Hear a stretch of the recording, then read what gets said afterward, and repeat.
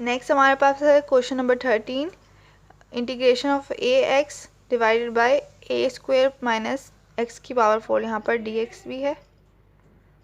तो अगर हमारे पास क्वेश्चन ऐसे होता, integration of D x divided bye A square minus x square, तो वो तो हमारे पास सिंपली फार्मूला बन जाता साइन इनवर्स एक्स ओवर ए। मगर हमारे पास यहाँ पर नहीं है ऐसा क्वेश्चन, यहाँ पर हमारे पास ए का इजाफा है। तो हम क्या करेंगे, सबसे पहले पुट लेट कर लेंगे x square is equal to t, क्योंकि इसकी पावर 4 है, हमें स्क्वायर बनाना है ताकि ये फार्मूला यूटिलाइज हो जाए। तो हम यहाँ पर x square is equal to t कर लेंगे। तो इसे डिफ्रेंशिएट करो, 2x इंटू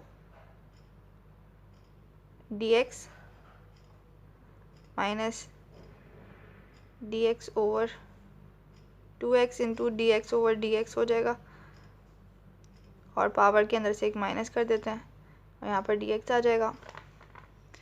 तो ये इधर जाके मल्टीप्लाई होगा और ये दोनों 1 के इक्वल हो जाएगा। 2x d x is equal to D t, और हमें यहाँ पर चाहिए क्या, हमें a और dx की वैल्यू चाहिए। तो ये वाली वैल्यू चाहिए, यहाँ पर मल्टीप्लाई हो रहा है, इधर आके डिवाइड हो जाएगा। तो x dx is equal to dt divided by 2। सही है। अब हमारे पास वैल्यूज़ आ गई, हम पुट करेंगे इसके अंदर।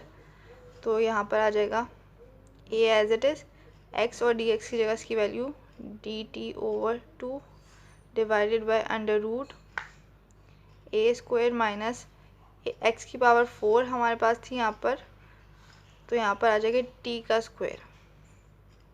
सही है। और 1/2 और ए कांस्टेंट है, तो इसे हम बाहर निकाल लेते हैं। 1/2 ए कांस्टेंट है। अब इंटीग्रेशन करेंगे यहाँ पर D T over under root a square minus t का स्क्वायर। अब उसके बाद यहाँ पर देखेंगे फार्मूला ही बन गया वही वाला जो अभी स्टार्टिंग में मैंने आपको बताया था, using integration of D x over A minus x का स्क्वायर। तो ये इक्वल होता है साइन इनवर्स एक्स ओवर ए, ये इसका डेरिवेटिव होता है, तो इंटीग्रेशन में रिवर्स हो जाता है। सही है। यहाँ पर हम वही फार्मूला पुट करेंगे 1/2a, और यहाँ पर हमारे पास आ जाएगा साइन इनवर्स एक्स की जगह पे हमारे पास आ जाएगा t डिवाइडेड बाय a की जगह पे a आ जाएगा प्लस कांस्टेंट, बट हमारे पास t हमने ऐड किया था, t is equal to x square, but तो हम यहाँ पर ये वैल्यू पुट कर देते हैं। तो हमारे पास आंसर बनेगा a/2 sine inverse x over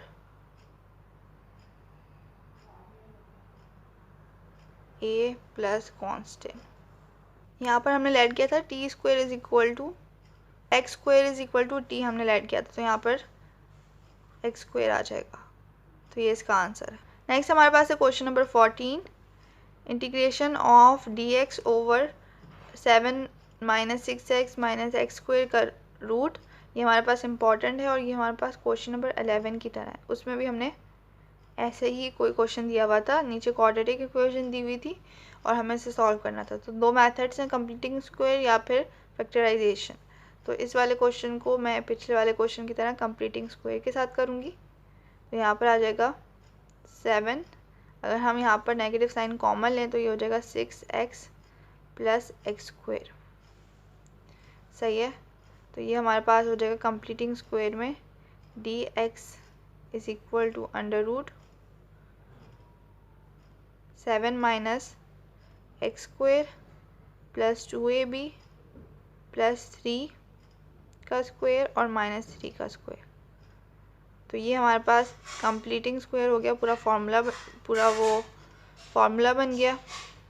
तो डी एक्स डिवाइडेड बाय यहाँ पर हमारे पास आ जाएगा x प्लस 3 का whole square, a square plus 2ab plus b square, और माइनस 9 आ जाएगा यहाँ पर, और 7 माइनस, तो ये हमारे पास हो जाएगा dx is equal to under root, तो यहाँ पर हमारे पास ये ब्रैकेट है नेगेटिव साइन के साथ, तो ये पॉजिटिव हो जाएगा। 7 माइनस एक्स प्लस 3 का स्क्वायर, माइनस माइनस ये प्लस हो जाएगा 9, तो ये 7 प्लस 9 हमारे पास 16 के इक्वल होता है। तो इंटीग्रेशन ऑफ डी एक्स 16 पहले लिख लेते हैं क्योंकि ये पॉजिटिव है, माइनस एक्स प्लस 3 का स्क्वायर, सही है। और 4 का स्क्वायर हमारे पास होता है 14, तो यहाँ पर 4 स्क्वायर माइनस एक्स प्लस 3 का स्क्वायर। अब हमारे पास देखें ये हमारे पास ए स्क्वायर है और माइनस एक्स स्क्वायर है, तो यहाँ पर जो फॉर्मूला यूजिंग ये हमारे पास डेरिवेटिव होता है साइन इनवर्स का, तो under root a square minus x square is equal to sine inverse x over a. तो हमारे पास आंसर बन जाएगा साइन इनवर्स एक्स की जगह हमारे पास आ जाएगा एक्स प्लस 3 डिवाइडेड बाई ए की जगह पे आ जाएगा 4 plus constant is the answer. Now moving towards the next question. Next हमारे पास है question number 15, integration of cos x divided by sine x multiply by natural log of sine x dx। ये हमें function दिया हुआ है, तो हम सबसे पहले क्या करेंगे, integration of 1 over natural log of sine x अलग कर लेते हैं क्योंकि ये दो टर्म्स मल्टीप्लाई हो रही हैं, और cos x divided by sine x को अलग कर लेते हैं dx। अब उसके बाद हम लेट करते हैं ये जो हमारे पास नेचुरल लॉग दिया हुआ है sine x is equal to t. अब डेरिवेटिव लेते हैं वो साइड पे, तो 1 डेरिवेटिव ऑफ फंक्शन किसके इक्वल होता है 1 ओवर जो भी फंक्शन दिया हुआ हो साइन एक्स, और डेरिवेटिव ऑफ दिस फंक्शन दोबारा लेंगे, साइन का डेरिवेटिव होता है हमारे पास cos x, सही है। यहाँ पर D T over D x हो जाएगा। अब ये इसके साथ मल्टीप्लाई होगा तो डी टी की वैल्यू आ जाएगी, तो डी टी की वैल्यू आ जाएगी, यानी हमारे पास ये हो जाएगा cos x divided by sine X into D T is equal into D x is equal to D T, सही है। और हमारे पास x की वैल्यू क्या हमने रेड की थी, natural log of sine x, ये दो वैल्यूज आ गई। अब इसे हम क्वेश्चन में पुट करेंगे। क्वेश्चन हमारे पास था integration of 1 over natural log of, ये यहाँ पर हमने टी के लेट किया था sign X into cos x divided by sine x D D x, सही है। तो हमारे पास ये सारी वैल्यूज़ मौजूद है, तो इंटीग्रेशन ऑफ 1 ओवर यहाँ पर हमारे पास लेट किया है टी के, तो यहाँ पर टी आ जाएगा, और ये सारा हमारे पास किसके इक्वल आ रहा है डी टी के, तो डी टी के।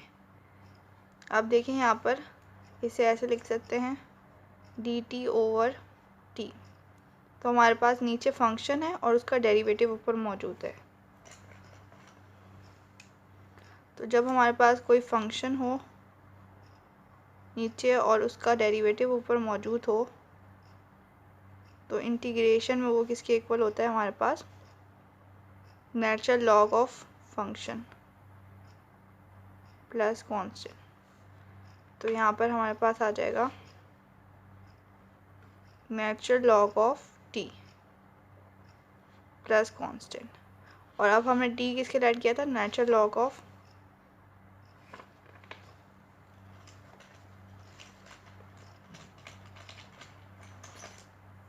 टी हमने लेट किया था natural log of sine x, तो यहाँ पर आ जाएगा टी की जगह उसकी वैल्यू पुट कर देंगे natural log of sine x plus constant. तो ये हमारे पास इसका आंसर हो गया।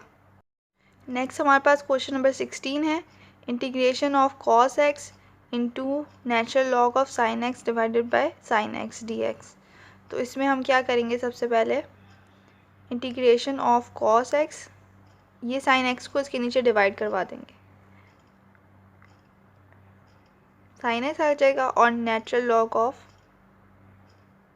साइन एक्स अलग हो जाएगा। सही है, बस हमने पहले स्टेप में यही करवाया। अब उसके बाद हम लेट कर लेते हैं, जैसे हमने प्रीवियस क्वेश्चन में लेट किया था कि natural log of sine x is equal to t, इसका डेरिवेटिव लेंगे तो 1 ओवर फंक्शन यानी साइन एक्स हो जाएगा, और derivative of sine cos x होता है। यहाँ पर डी टी इसका डेरिवेटिव ओवर डी एक्स, ये इसके साथ मल्टीप्लाई हो जाएगा, तो हमारे पास cos x divided by sine x d x is equal to D T.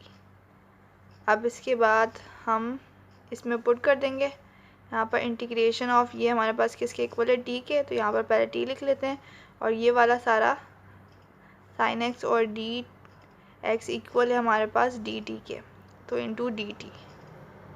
सही है, ये हमारे पास फंक्शन है, उसका साथ हमारे पास डेरिवेटिव मौजूद है। तो जब हमारे पास ऐसा होता है तो हमारे पास यहाँ पर जो फार्मूला यूज़ होगा वो इंटीग्रेशन में, जब हमारे पास कोई फंक्शन हो उसकी पावर को हटा के, इसकी पावर 1 है, पावर को छोड़ के उसका डेरिवेटिव साथ हो dx, तो वो इक्वल होता है पावर रूल के, यानी फंक्शन पावर के अंदर के एक ऐड कर देंगे और नीचे भी एक ऐड कर देंगे पावर के अंदर, तो इसकी पावर 1 है, तो यहाँ पर हमारे पास हो जाएगी फंक्शन t है, पावर के अंदर एक ऐड कर दिया और नीचे भी एक ऐड कर दिया और कांस्टेंट, तो ये हो जाएगा हमारे पास t की power 2 divided by 2 plus constant, और t हमारे पास, बट हमारे पास t इक्वल है natural log of sign x के, तो यहाँ पर हम वो वैल्यू पुट कर देंगे, तो यहाँ पर हमारे पास आ जाएगा t की जगह पे हम ये natural log of sign x put कर देंगे, इसका square divided by 2 plus constant, तो ये हमारे पास इसका आंसर हो गया। जब भी हमारे पास ये दो फंक्शन है, जब हमारे पास फंक्शन हो उसकी पावर को इग्नोर करके उसका डेरिवेटिव साथ हो और ये इंटीग्रेशन में, तो वो इक्वल होता है पावर रूल के, फंक्शन और पावर के अंदर एक प्लस और नीचे भी पावर के अंदर एक प्लस। और जब हमारे पास नीचे कोई फंक्शन हो और ऊपर उसका डेरिवेटिव मौजूद हो dx, तो वो इक्वल होता है natural log of function plus constant. सही है, ये दो फॉर्मूले सामने याद रखने। अब हम नेक्स्ट क्वेश्चन करते हैं।